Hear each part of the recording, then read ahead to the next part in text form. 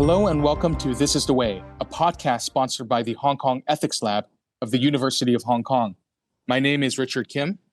And I'm Justin T. Wald. For our Chinese-speaking audience, 欢迎收听道可道中国哲学播客. Okay, Richard, so this is an unusual opening discussion because actually you're at the airport and I am at home, sleep deprived from what was a rather late event that we held last night at Santa Clara University. Mei-Lin Chen, one of the specialists in Chinese philosophy at Santa Clara University, kindly invited us out. I'm a visiting professor there at this time, and you flew out with the help of the Hong Kong Ethics Lab. And we had this really pretty remarkable discussion of a treatise on music with the students and faculty there.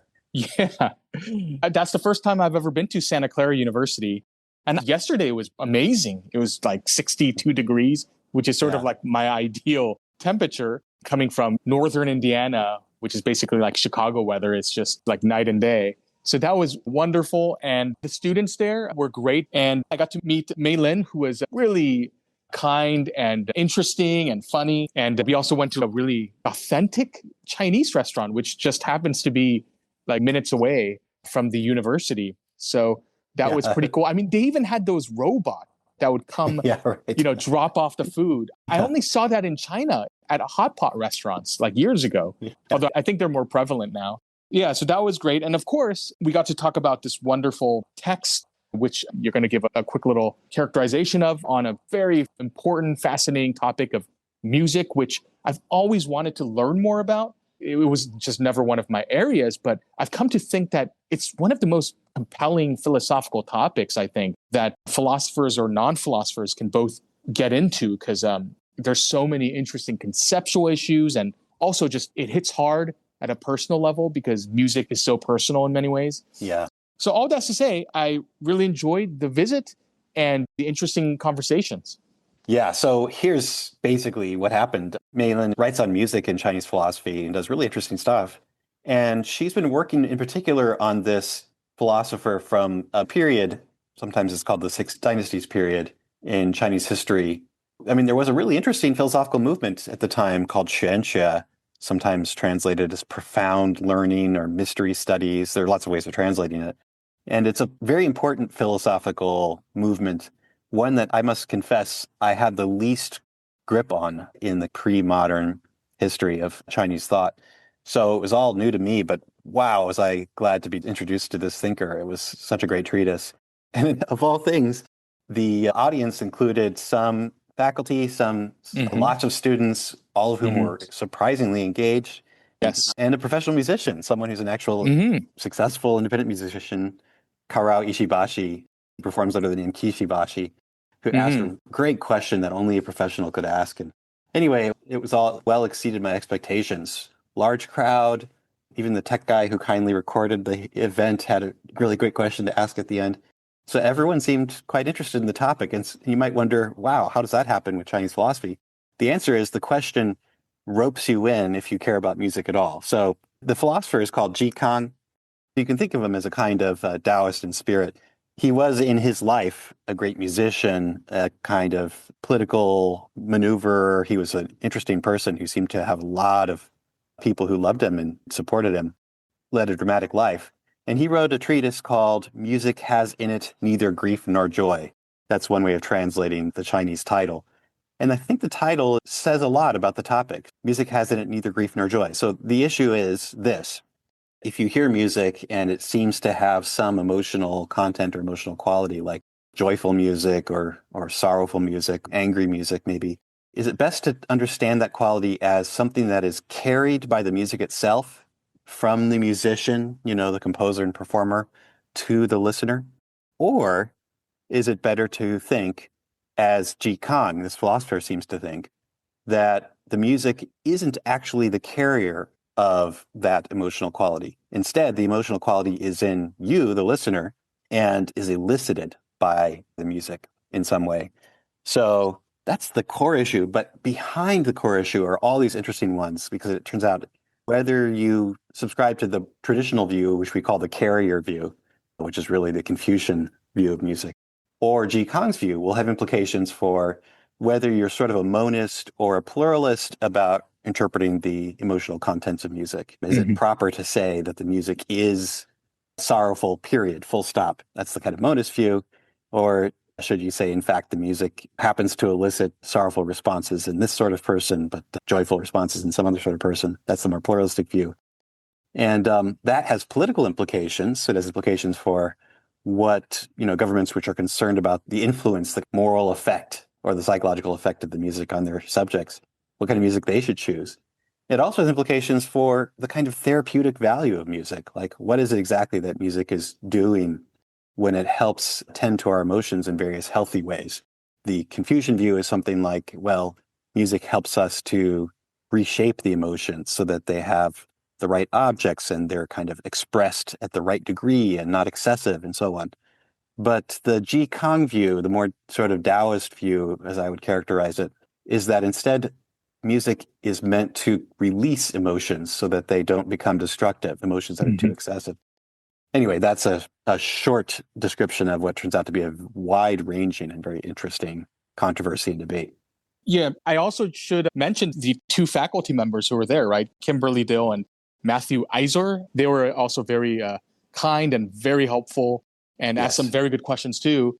And so I was very happy that they were there, and it seemed like indicative of a very good, flourishing philosophy department. Yes, exactly. All right, so I think we might wrap up the first part, and we're going to continue our conversation, but this time joined by Professor Mei-Lin Chin for our live recording at Santa Clara University right after this interlude.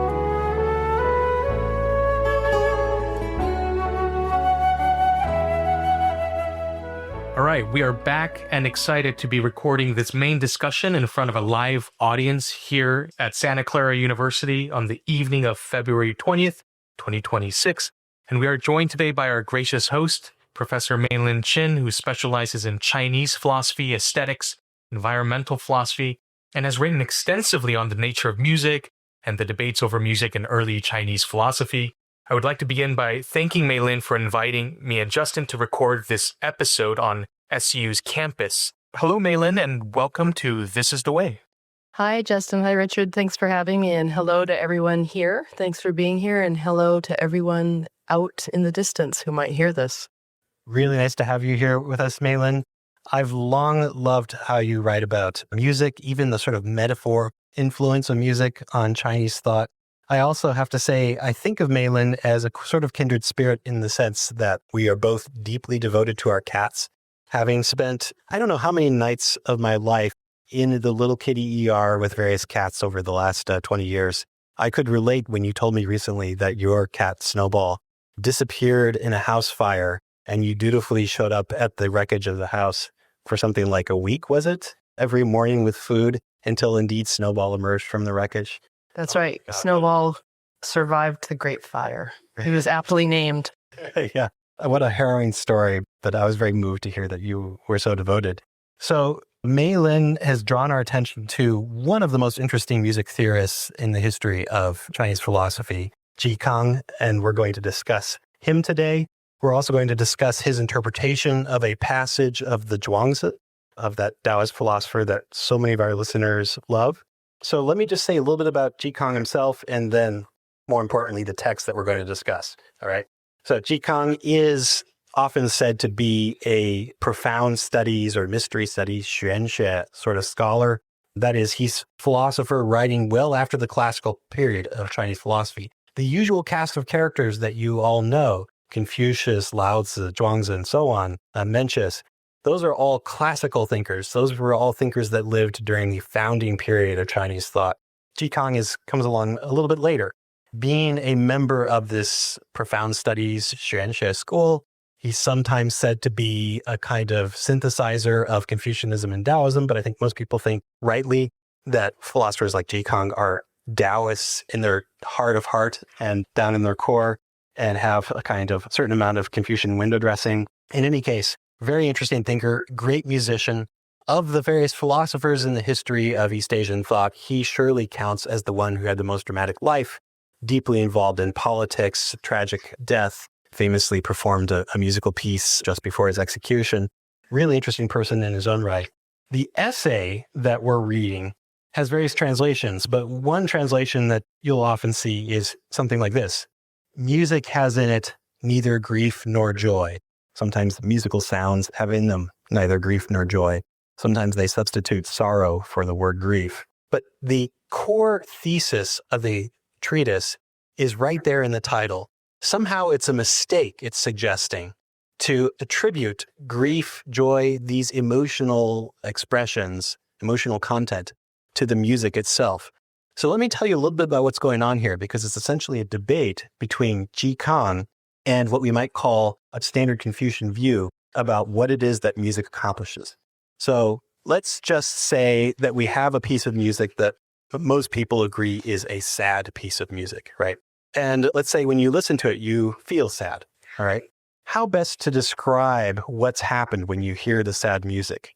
According to one account, which we'll call the more Confucian account, the music carries the sadness from the musician, that is the composer and the performer, so we might say musicians, to the listener.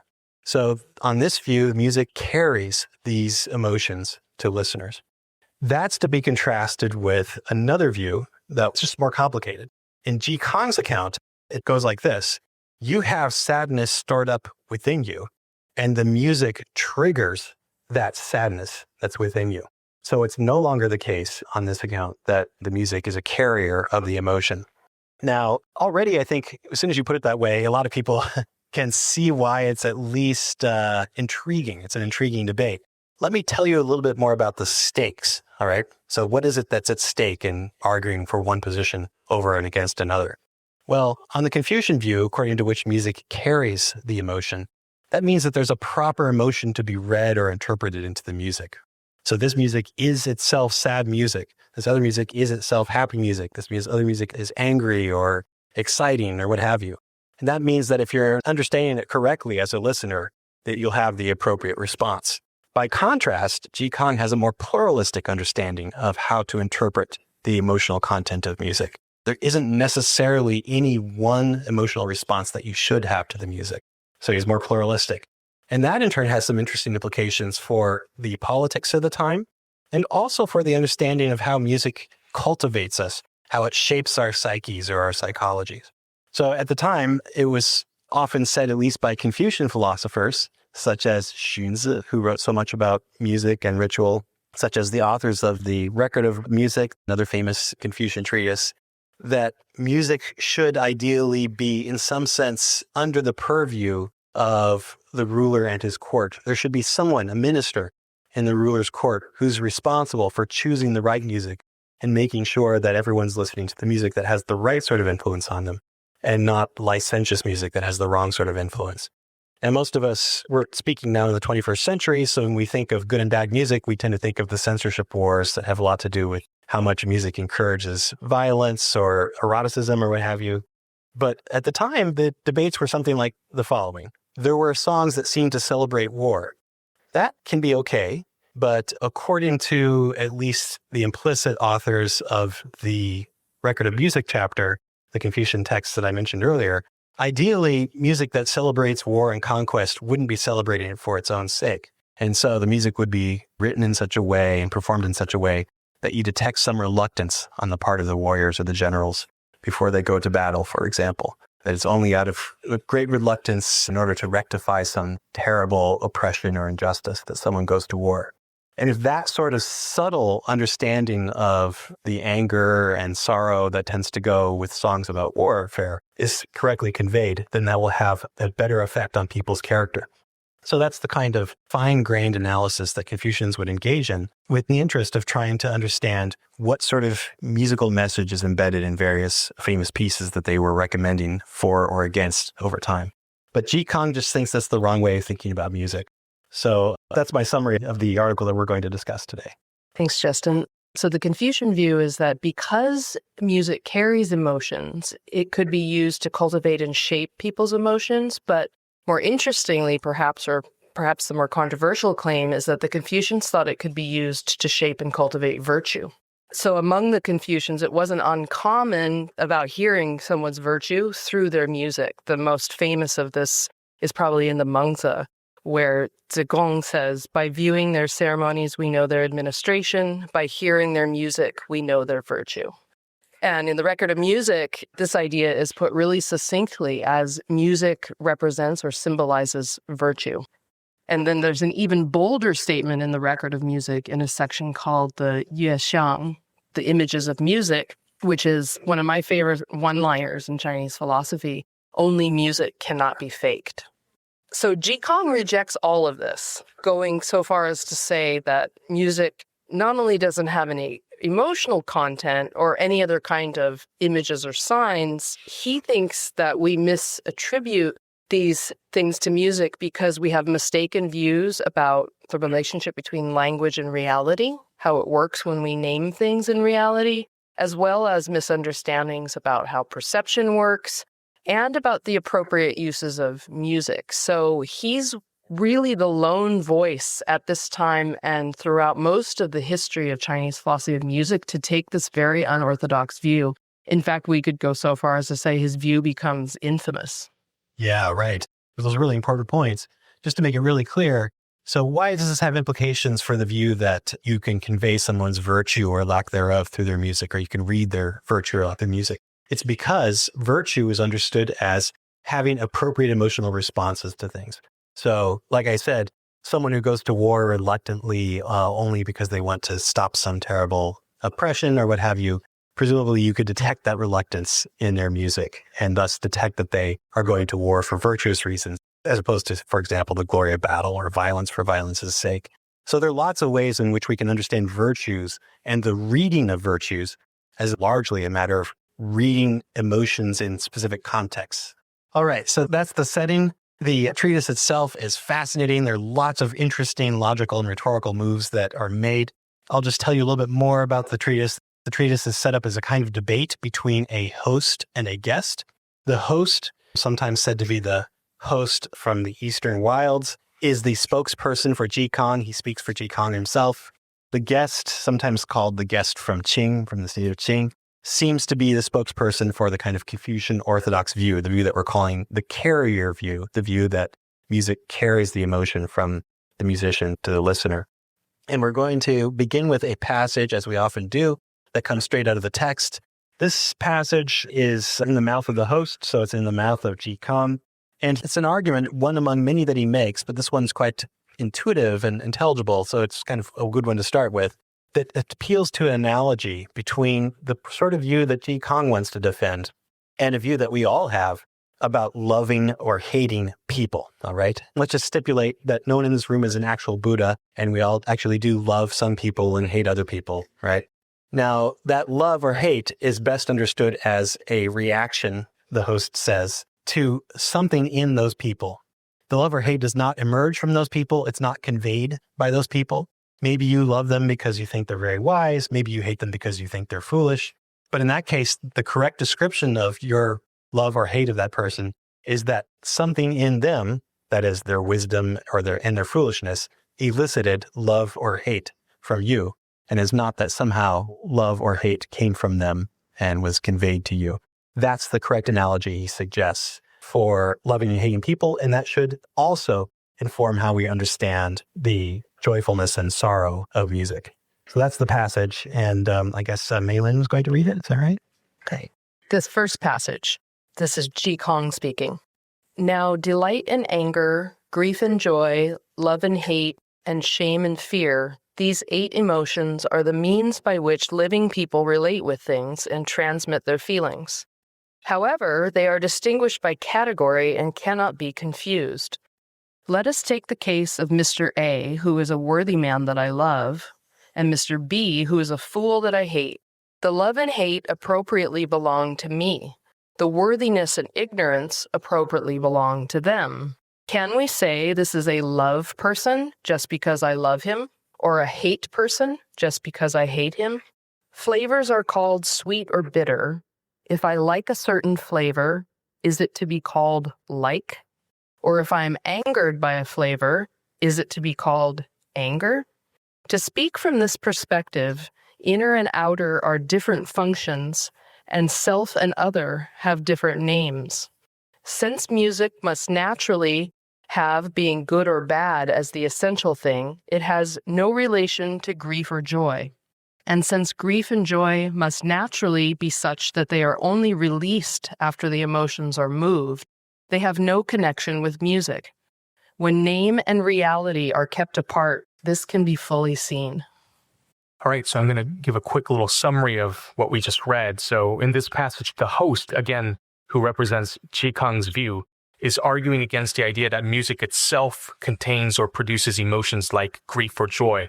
So the broader debate centers on these questions here. The first question would be, does music have emotional qualities in it? Or are emotions something that arise entirely within us?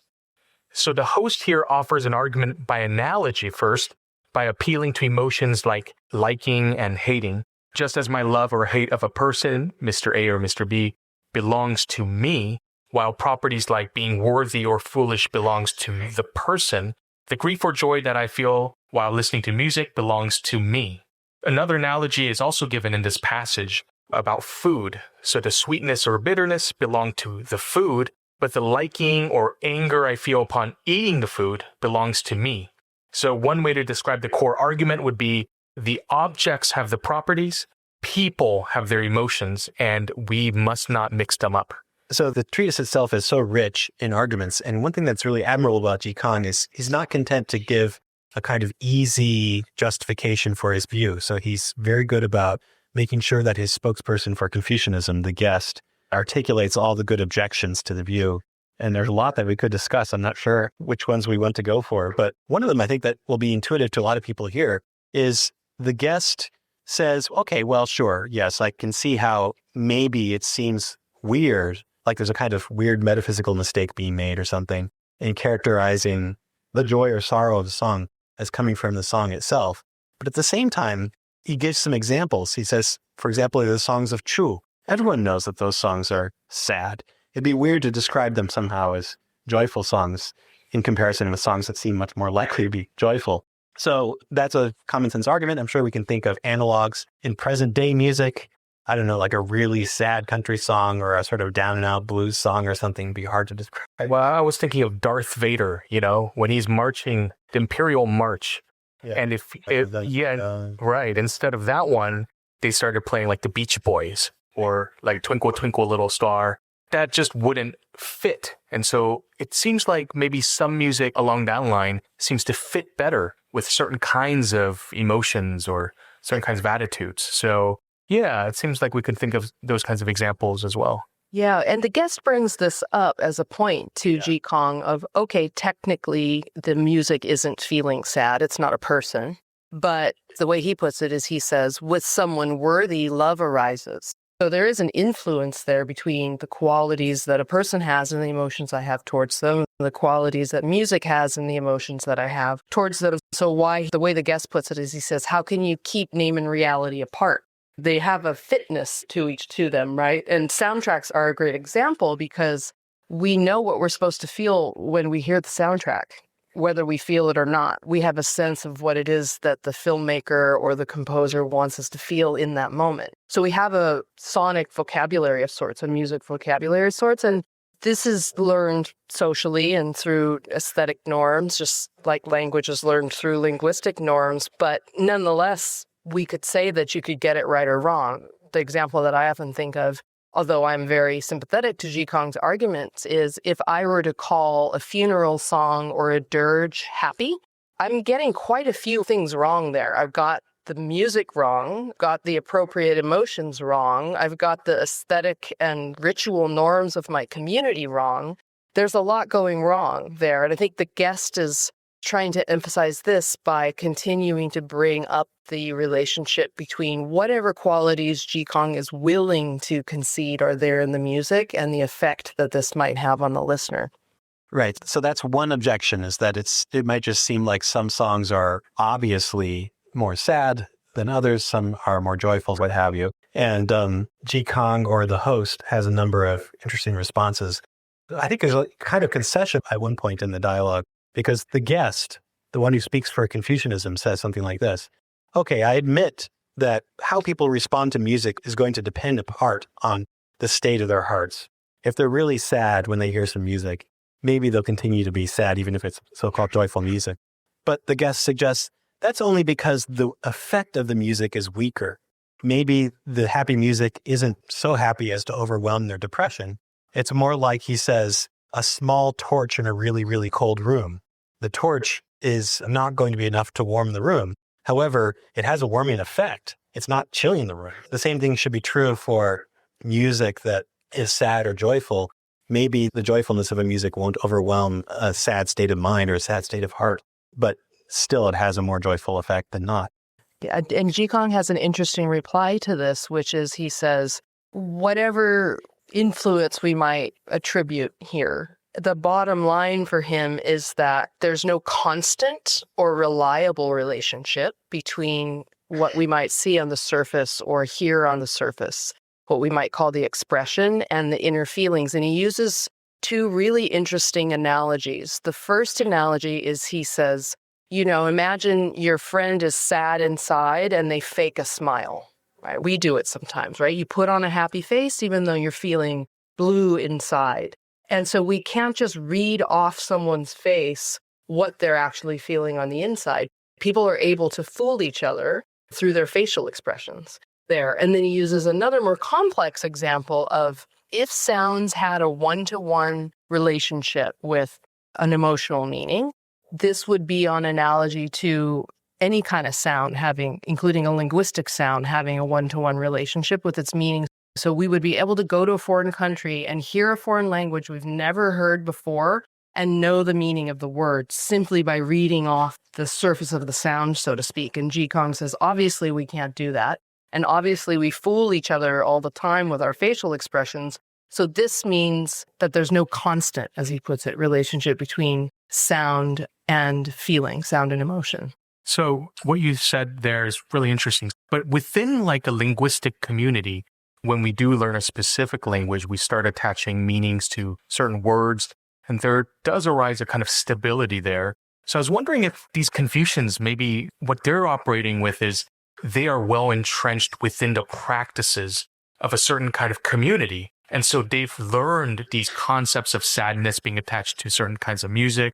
And so within their specific form of life, it just seems like there's a lot more kind of consistency and stability. So maybe from their point of view, it seems like there's a lot more of this kind of structural kind of connection between music and emotions. Do you think that might be part of what's going on there? That's definitely part of what's going on with the Confucians, especially when you think about the Confucian emphasis on ritual as cultivating public meaning. But also the Confucians want to emphasize the existence of skilled listeners. So sure, my friend could fake a smile, but if I'm a good friend, I know when that smile is fake because I'm perceptive of the subtleties going on behind the surface appearance.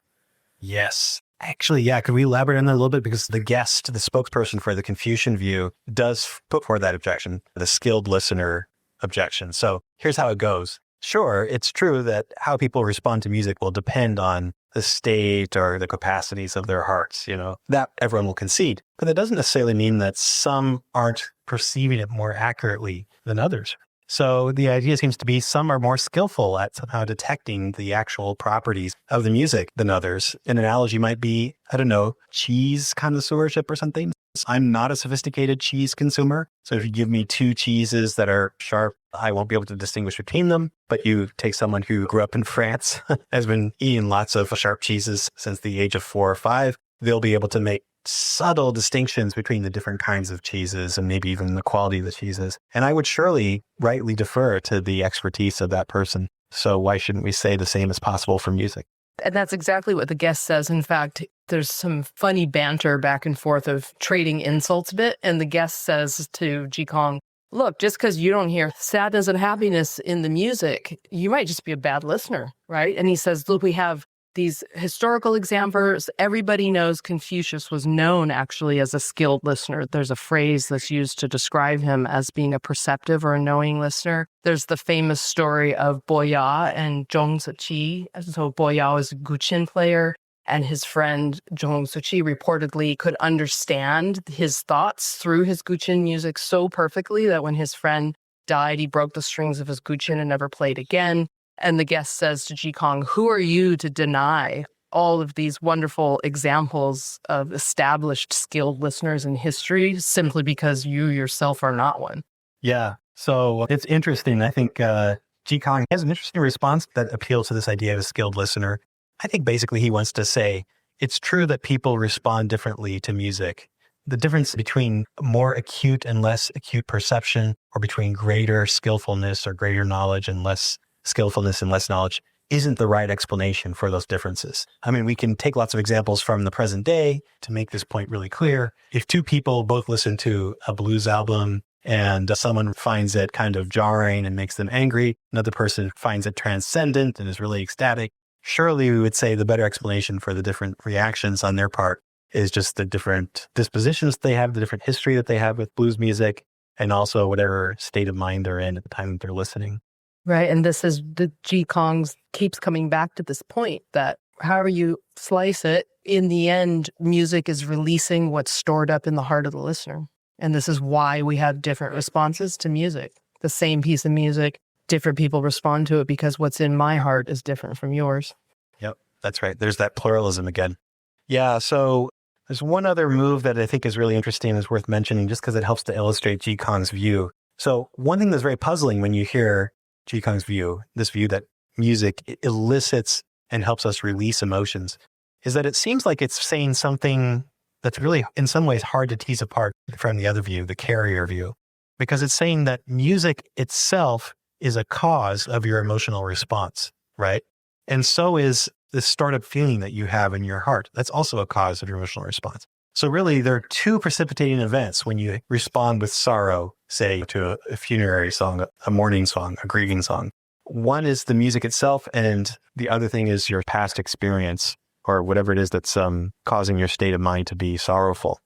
If those are both causes, why should we distinguish between them? Why does it make sense to say that one somehow contains the sorrow and the other one does not? And here, G. Kang offers a really interesting analogy. He's basically suggesting that the determinate content comes from your heart and not from the music, in much the same way that when you go out drinking or when you go to a party and you drink lots of wine, and that precipitates a change in mood.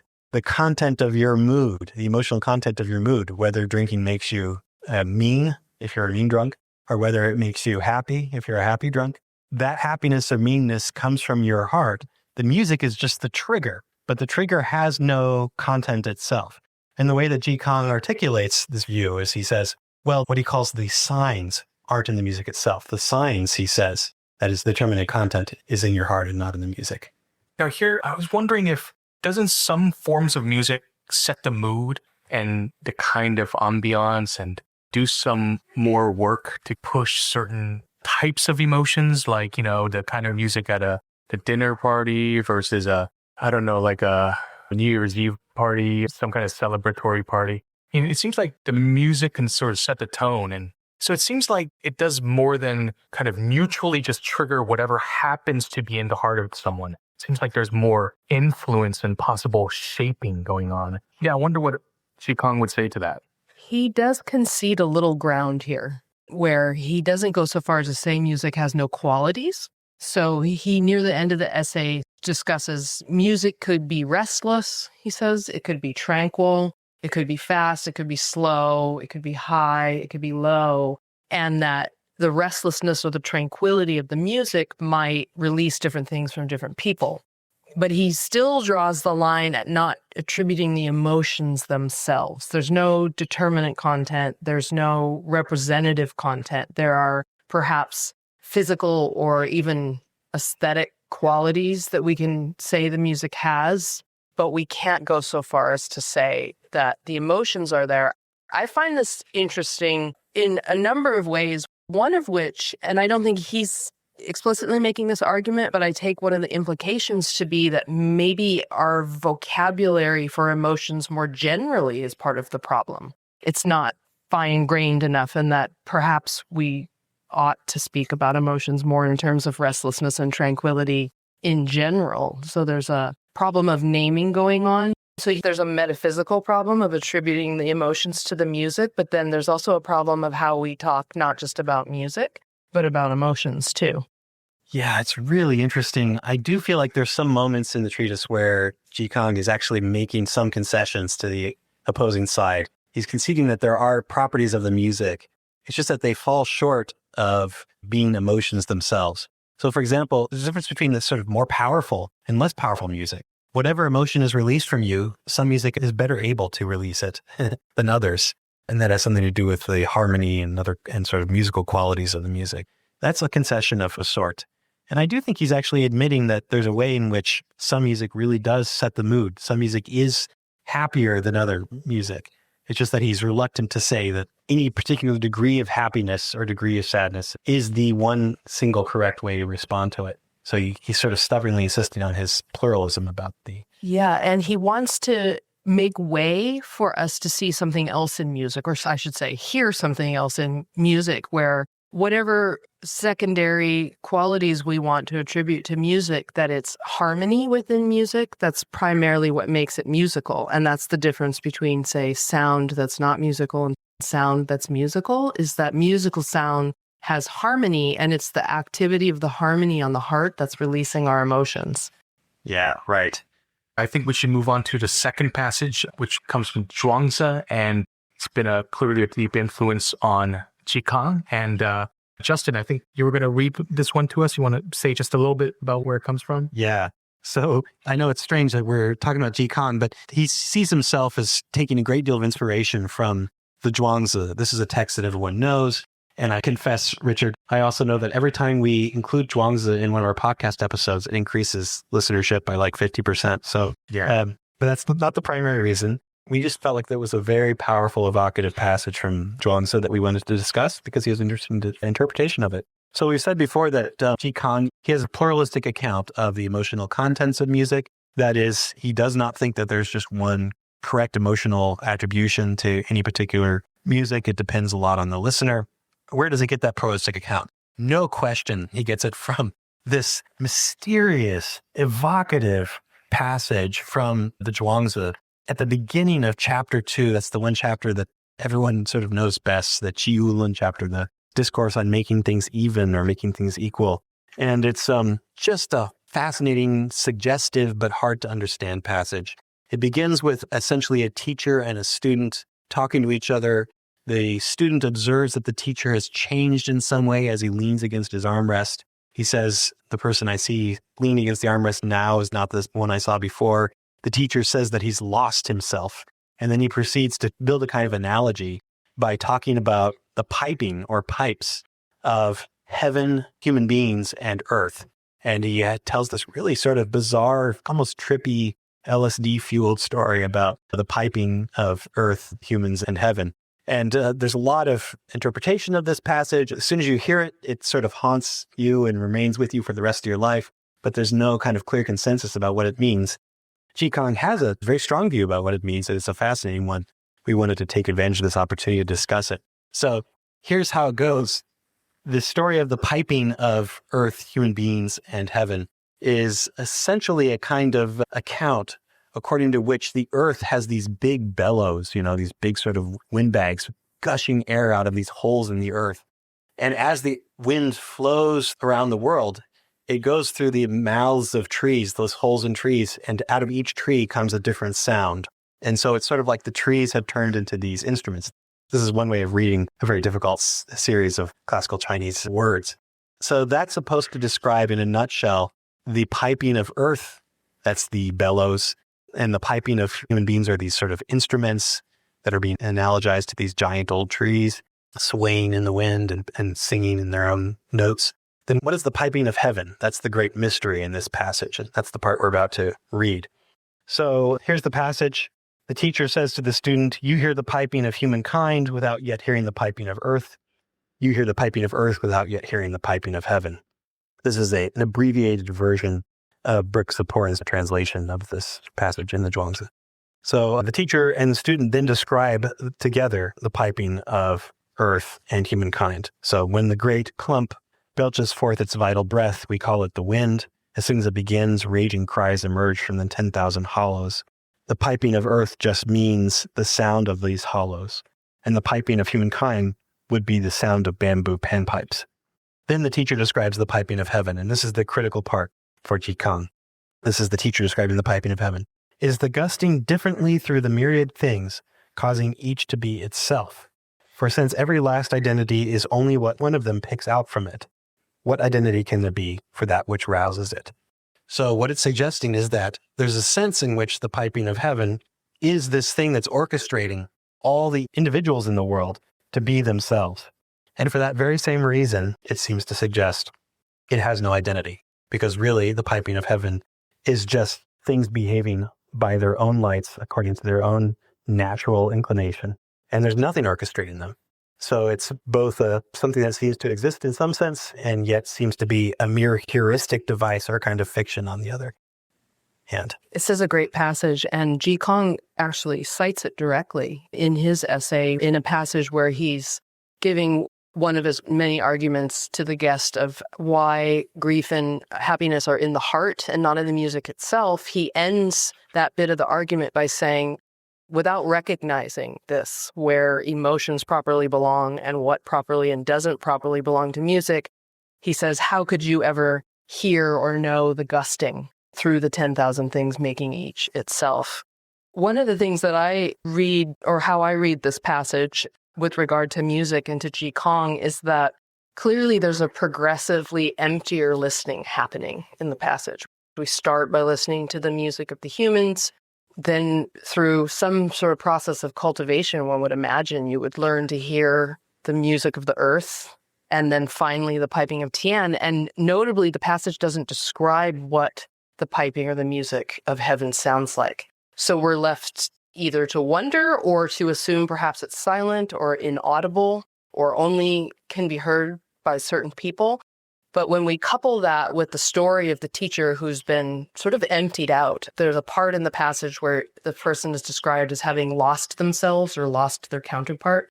So there's some kind of attenuation or emptying of the self that occurs in order to hear the piping of heaven. And I can imagine Kang thought something similar had to happen for humans, some kind of emptying of our excessive emotions and desires, for us to be able to hear this higher music. Yes. So there's a lot happening in this passage, but Mei-Lin, Professor Chen, just pointed to one of the things that's most interesting for Kang's purposes, which is that he understands music's salutary effect, its positive effect on people's human psychology, as being essentially the emptying of excessive emotions, pacifying in some sense. So that the excessive sorrow that's weighing you down, or the excessive giddiness and happiness that's also overexciting you, is purged in some sense, and you resume or restore a kind of original tranquility that he associates with human nature. He also takes this vision from the Zhuangzi. The Zhuangzi, of course, being a Taoist text, tends to endorse a restoration of our natural dispositions. And that's another way in which Kang's vision for music is different from the Confucian one. The Confucian one, as we discussed in the previous episode, is more about reshaping emotions, taking emotions that you have sort of natural, raw emotions, which are sometimes directed at the wrong objects, sometimes too excessive, and reshaping them, recarving them, giving them new objects, and so on. But he understands the salutary effect of music as essentially being a matter of releasing our excessive emotional responses so that we return to a state of tranquility. It's really a different vision. Yeah, if we could sum up Kang's vision for music, well, he's critical of the Confucians for having an agenda for music. That might be something we should emphasize. But he also has his own agenda. So one, he thinks that the attribution of human emotions to music and virtue to music by the Confucians enables them to use music for their own political and cultural agendas. And he wants more autonomy for music and for musicians. The second thing is he thinks the excessive emotions are bad for what he calls yangsheng, nourishing life, for longevity. Just like excessive food and drink will wear away our years, so will excessive emotions. And then importantly, when we allow music to empty our emotions out, then this returns us to the naturalness, the Taoist naturalness, the Ziran that you're talking about, and reacquaints us with the spontaneous transformations of all things. So although he criticizes the Confucians for having an agenda, he has one too.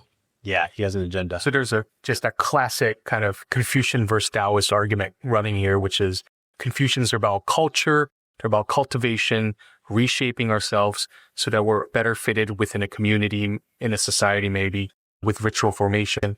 And the Taoists are just very suspicious, it seems, of all that stuff. They're like, no, you got to let go and you got to gain simplicity. You got to get uncorrupted by these cultural accretions. And then you kind of lose yourself, or you shed all that kind of external stuff that's been weighing you down. And then you'll realize this kind of purity or something like that. And that will be like the flourishing light. Exactly. Yes. There's a recognizable Taoist theme in Kang's view, and there's a recognizable Confucian theme in the opposing view. They contrast very nicely in exactly that respect. And actually, I find that when you read, especially the Zhuangzi really closely, you'll see that oftentimes the way to restore that natural equilibrium, that natural tranquility, is by being less self-conscious. So this is a theme that's sometimes called in scholarship nowadays the theme of unself-consciousness in Taoism. So notice that in the passage that we just read, we didn't read the framing, but the framing more or less begins with this question of how the teacher loses himself, right? So it seems like by losing himself, he becomes less self-aware, less concerned with how other people see him and with any conception of self. And as he becomes, quote unquote, unself-conscious, he becomes more natural. Yeah. So we can, of course, keep going on, but I think maybe it's time to go for the questions from the audience. This is usually, if you ever go to like a philosophy conference, this is the best part. And we'd love to hear from you about any of this. And Malin's colleague here at Santa Clara University, Matt Iser, is managing the Q&A process. Hi, I was wondering, so regarding the first passage, you were saying like how the music is separate from the emotion. Do you think taking away like the instruments and just focusing on the voice, do you think a person's voice attaches more emotion to the song? I like that question. That's a really good one. We were talking before the meeting how there's some view that's out there among psychologists, at least, that there are certain universal emotions. There's certain emotions that are shared across cultures. And moreover, there's certain universal expressions that people across all cultures recognize as expressions of a particular emotion. So Paul Ekman, exactly. Yes. So a smile, for example, is meant to represent or understood as expressing happiness no matter what cultural context you're in. Now, Kang, his mouthpiece, the host from the Eastern wilds, likes to compare music to language. And language really is arbitrary, like which word you happen to choose for father, for cousin, sister, good weather, bad weather. Those seem like they're completely arbitrary. It seems like he wants to say music is like that, whether you interpret what sound to us like foreboding imperial sounds of the Darth Vader march might actually somehow be interpreted differently in a different cultural context. But your question suggests maybe, in fact, that we have to separate different parts of music. Maybe instruments, maybe flutes, how we interpret flutes and how we understand them. Maybe that is sort of conventional in the same way that word choice is, language is. But maybe voice is different. Maybe voice is more like smiling and frowning. And it's very hard for the human mind, as it happens to have evolved, to interpret those in any other way. Yeah, I love this question. I think it clarifies some things and brings up a whole host of new puzzles. So even using the example of language, you think about the difference between tone of voice and how someone says something. So much of the meaning is in how someone says it, not just in what they say. It's not just in the word choice, but it's in the vocal delivery of it, actually changes the meaning. Something I like to think a lot about is the difference between saying something and singing it. It seems to change the meaning. If we can say that the music has meaning, it certainly changes the experience of the listener, even if you're going with Kang's view. I think the voice is closer to the body in that regard. But I also think contra Kang, we could say it's just that the flute is 1 degree removed from the body, from the voice. But really virtuosic musicians, the instrument becomes like a part of the body. And that's part of what, at least from my more amateur eye, seems to make them such good players. It becomes more like a voice for them there. And so I think there's less separation. Thank you. This is fascinating. So I have a question about how Kang is interpreting the Confucian view of music. So given what you've said, I'm kind of reading Kang's view as a dispositional conception of music. Music can trigger within us those emotions that we're disposed to, given our personality or our natural inclinations, however we characterize that view. But on one reading of Confucian philosophy, especially maybe Mengzi or Mencius, depending on how you choose to pronounce that name, music also is going to kind of trigger the dispositions of the child's heart, the ethical intuition, the four sprouts that enable us to cultivate virtue over time if we heed them well. So I'm also wondering whether his characterization is fair or whether there's a kind of straw person that's potentially being drawn here, as I can read many Confucian views of music as being dispositional likewise. After all, right, virtues as well are things that we have to tend through habituation over time. And so they're not emotions in the proper sense per se. Rather, they are dispositions that we might have, or even for Shunzi, who's a skeptic about human nature, they are something we have a capacity for if we nurture it well through following Ri, the rules of propriety, etc.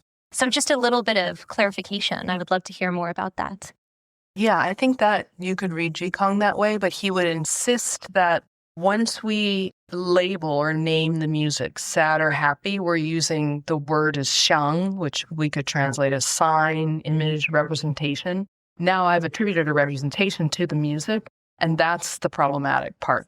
That's really the error. There is where we're putting the representation, the symbol. We're making music symbolic, and there's a long history in a lot of world traditions of claiming that music is non-representational. That's part of why it's a fascinating art philosophically. Yeah. Hi.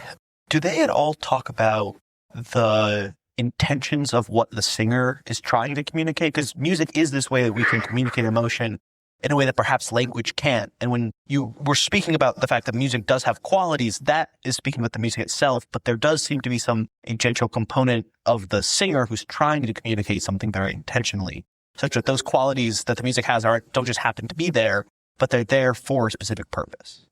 Yeah, I think you've articulated well what the guest, the spokesperson for Confucianism in this treatise, will say. The guest does often point out that we have these sort of famous influences, these sage-like figures and great musicians who seem to be trying to convey something after all.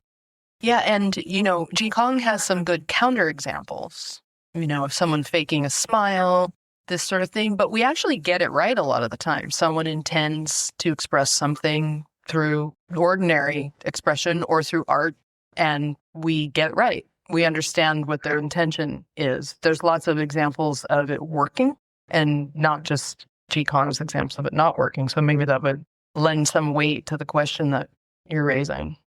Yeah, I had that same question in my head as I was reading Jikong. And again, I was thinking of John Williams, who wrote the music for, Star Wars and E.T., right? There's all these great scenes where, like, when they're riding on the bicycle and there's this kind of wonderful music, right? I don't want to sing it. I suck at singing.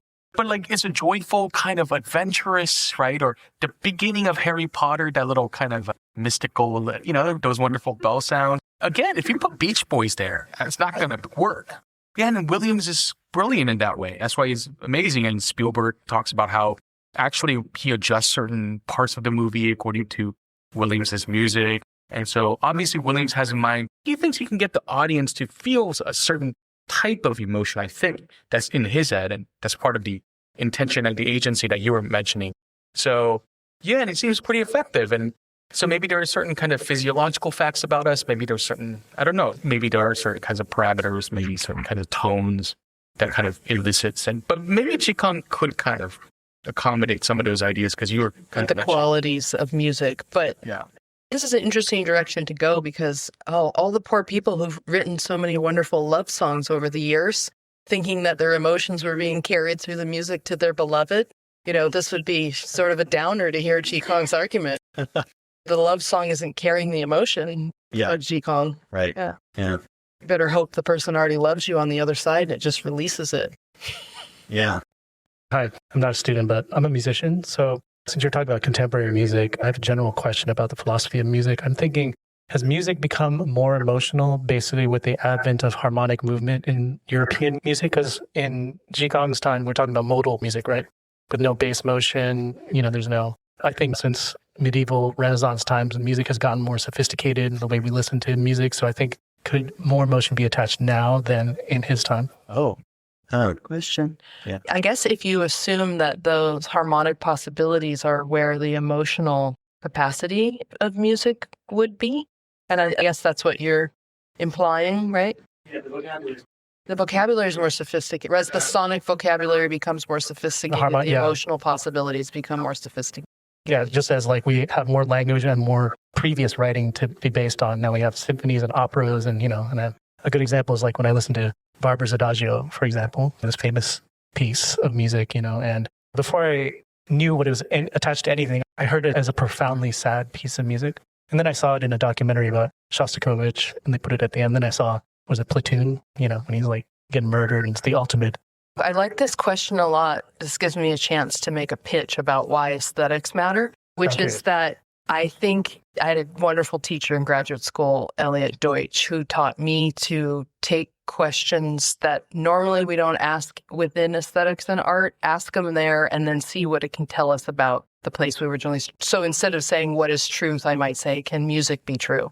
So your question to me strikes me as an interesting question about emotions too. So by looking at the more complex vocabulary in music, we learn something about how emotions come to be, perhaps, especially culturally. So I don't think I have the qualifications to, I'm not a music historian or anthropologist to say whether we have greater emotional possibilities, but I would give an amateur answer of yes. But maybe some have been lost. Yeah. It's a really intriguing suggestion. So maybe music, as it's done nowadays, is more language-like than it was at his time. Yeah. So did Kang have in mind just purely instrumental music as not being a bearer of emotion per se, not instrumental music attached to poetry, for example, or lyrics of various sorts? Yes.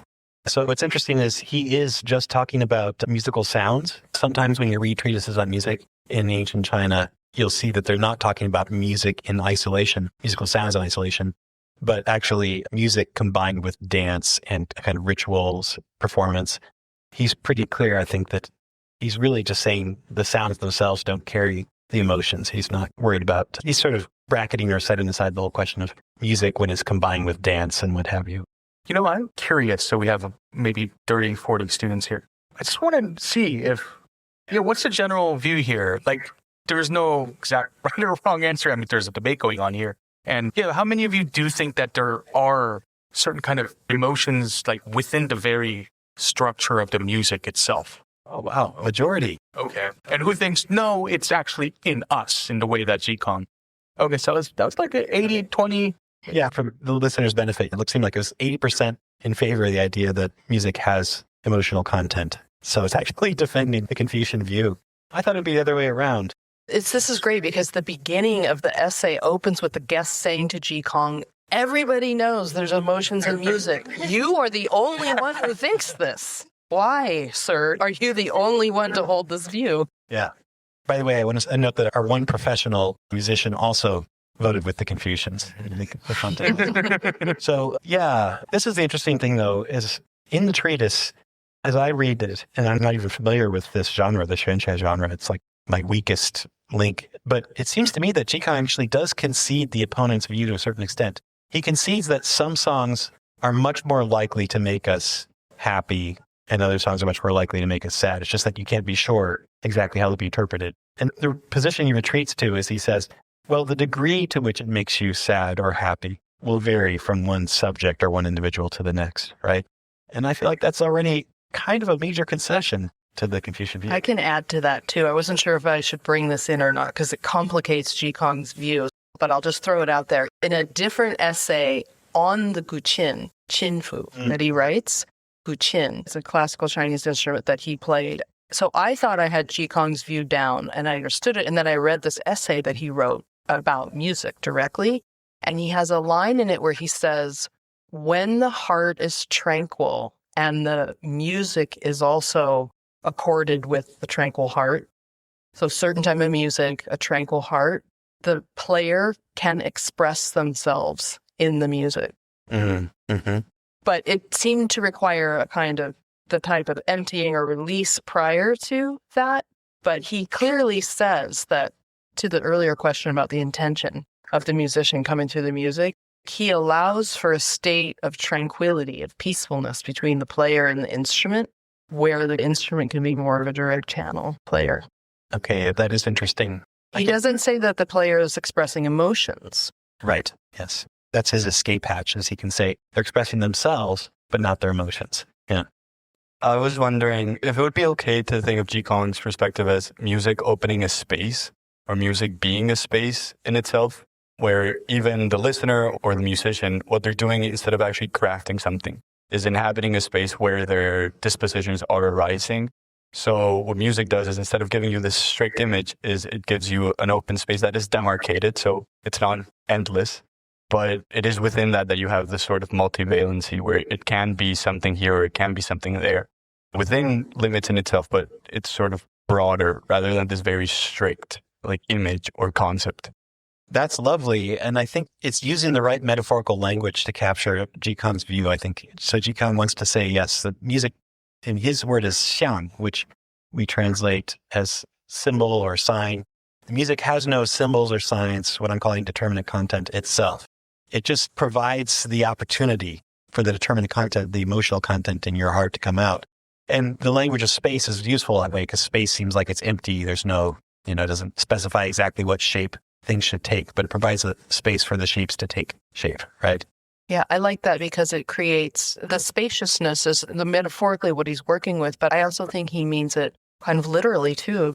You see the zhuangzi here, emptying the self out of its habitual likes and dislikes, preferences, emotional pulls and directions in order to create a spaciousness for something else to come through too. Nature, heaven, transformation and change of the self, of one's reciprocity or responsiveness to the world where they are, other people. So it's creating that kind of space too. I'm tempted by this view that maybe some songs are more spacious than others. My partner, Melanie, this song originally was by Dolly Parton, but more recently it was reinterpreted by Waxahachie, called Light of the Clear Blue Morning. And I think it's meant to be an optimistic song. It's about, waking up and seeing a clear blue sky after a really hard time. But she cries when she hears it. And it's because something about the song reminds her of this dear cat that we had that passed away at the age of 18. And I loved him to pieces as well, but he was exceptionally devoted to her. He was her cat. So although that song is meant to be cheery, she has a sad reaction to it. And to me, that seems like the right reaction to the song. So I just feel like it's a spacious song compared to others. The March of Darth Vader isn't so spacious. There's like only one way to interpret it, Yeah. Well, some songs, there's a kind of dichotomy or like Sean Colvin has a song called Sunny Came Home. It sounds very beautiful and kind of light. And then you listen to the lyrics and it's actually very dark and about setting a house on fire and getting revenge, I think. And so sometimes, there are a lot of songs like that. You're like, oh, this is a great beat. And then you start paying attention to the words. Yeah. It's like totally different from what you thought. And you're like, oh my gosh, I didn't know this is what they were saying. And so songs can kind of come apart like that in an interesting way between the instrumental and the lyrics. Yeah. Hi, I just wanted to ask from Kang's perspective that music brings out what resonates within a person already. How would you say this applies to listeners that are young children who don't yet have many life experiences or stored emotions already, but they still react to music in a way and they're still releasing emotions when listening to such music? That's a really interesting question. And I have small kids, so they're dancing like my 2-year-old. Like she dances to music already, and she loves it. I don't think she does. She have preferences. Coco Melon? I don't know. It's a very limited repertoire. But actually, no, my 3-year-old son. Yeah, I have a bunch of kids, and some songs like he starts liking are really bad. Linkin Park came on the other day, and I was like, oh my gosh, he loves this song. He'll grow out of Linkin Park, I think. Okay, good. So definitely the emotional repertoire is kind of limited. But you're asking like, but if they haven't had all that kind of life experience and the memories and so on, then why are they moved in a certain emotional way? Like what is being released there? Well, but they already still have various emotions. And even at age 2, they cry, they feel happy. And so they're already kind of emotional creatures from the get-go, I think. So within their admittedly more limited frame, they've had great rises and falls. They've had great successes and tragedies. Oh, yeah. The tragedies are often because, for them, it's like, that's all they've experienced. So like everything is the greatest thing or a tragedy. Yes, right. It's pretty wild. Yeah. Dramatic. Yes, all traumatic. It's a good question, though. There might be a really good challenge there. Yeah. Hi. So kind of similar to the last question, hearing Ji Kang's idea that we impart the meaning onto music, it kind of makes me think of David Hume. And granted, I have a very limited understanding of both, so let's just operate under that assumption. But I'm wondering if Hume might agree with this kind of like empiricist idea that we impart our meaning onto music, and maybe there's a conversation to be had between these two thinkers.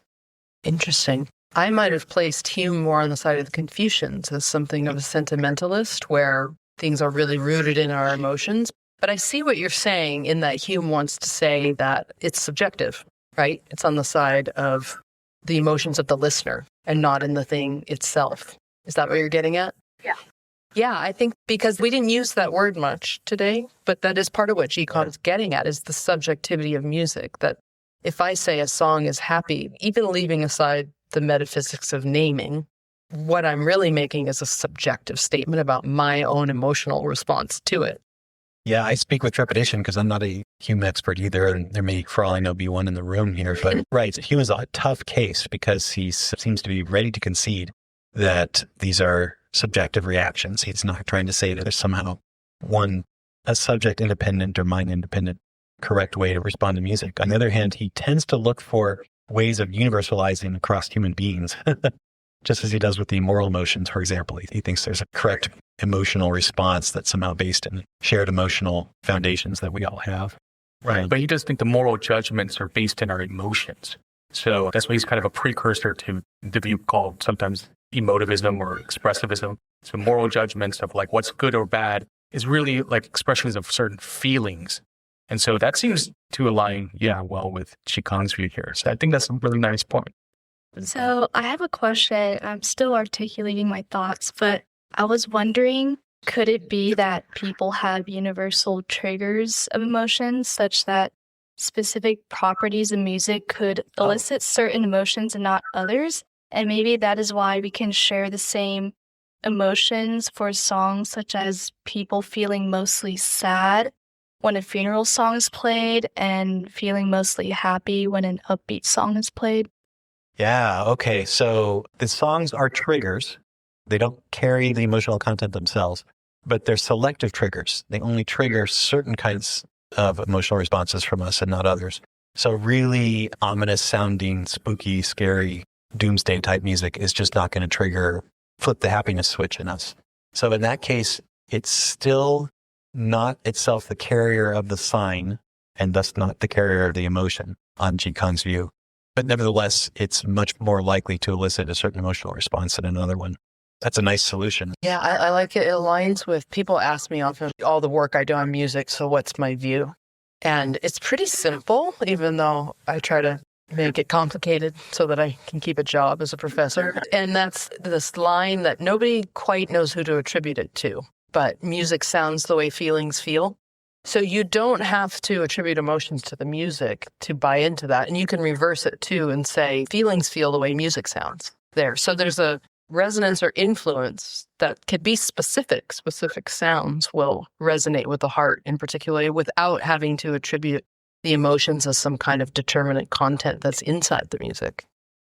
Well, this has been terrific. I have to say, this has exceeded all my expectations. I didn't know much about Ji Kang before Mei-Lin first encouraged us to start reading him. And I learned so much from Mei-Lin's articles and from this discussion. This has been a really wonderful discussion. We wanted to kind of wrap up by giving Mei-Lin a chance to say a little bit more. Yeah, right before we sign off here in this episode, we'd like to give Mei-Lin a chance to know what she's working on now and some future projects. We'd like to ask that of all of our guests at the end. So Mei-Lin, what are you doing? What are you up to? The main thing I'm working on right now is a book on these topics, on music and early Chinese philosophy. I'm trying to wrap that up this year.